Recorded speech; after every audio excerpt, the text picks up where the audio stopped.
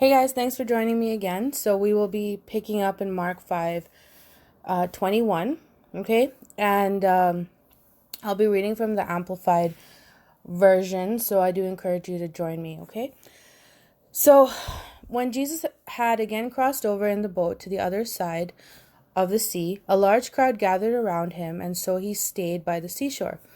One of the synagogue officials named Jairus came up, and seeing him, fell at his feet, and begged anxiously with him, saying, "My little daughter is at the point of death. Please come and lay your hands on her so that she will be healed and live." And Jesus went with him, and a large crowd followed him and pressed in around him from all sides.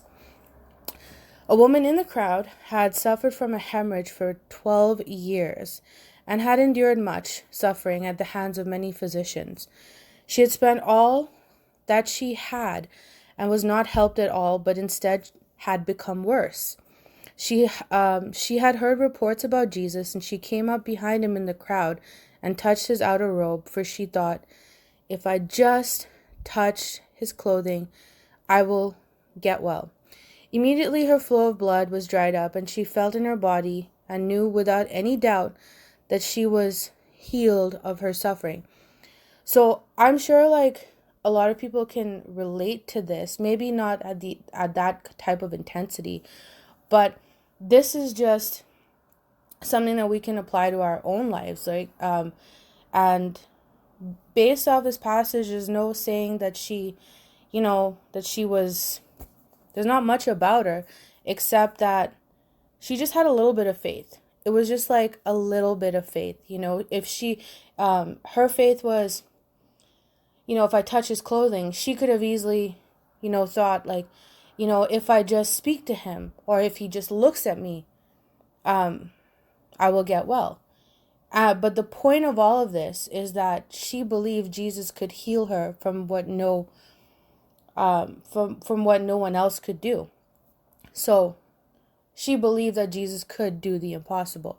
And so I do encourage you guys that if you're going through anything that seems impossible and you've tried everything your own way, Jesus can help you do the impossible. For what is impossible with man is possible with God. Okay? So immediately Jesus, recognizing in himself that power had gone out from him, turned around in the crowd and asked, "Who touched my clothes?" Okay, and just remember, guys, he's in a crowd and everybody's touching him. But he knew power went from him, okay?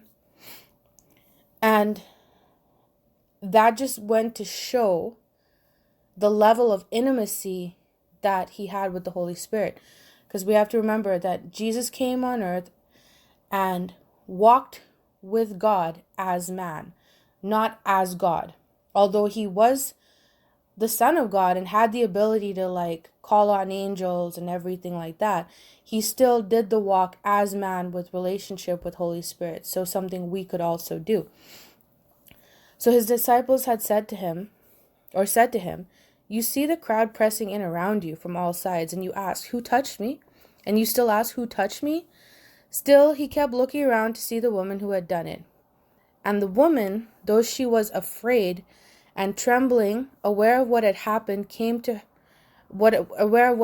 her, came and fell down before him and told him the whole truth.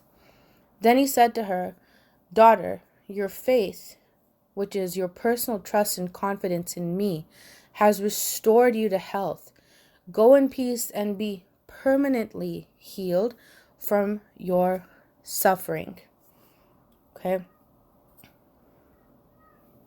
So we're going to end there with this recording. I do encourage you to check out my website. It's www.loveyola.com and see what we're all about. Okay, so take care, and until the next recording. Bye-bye.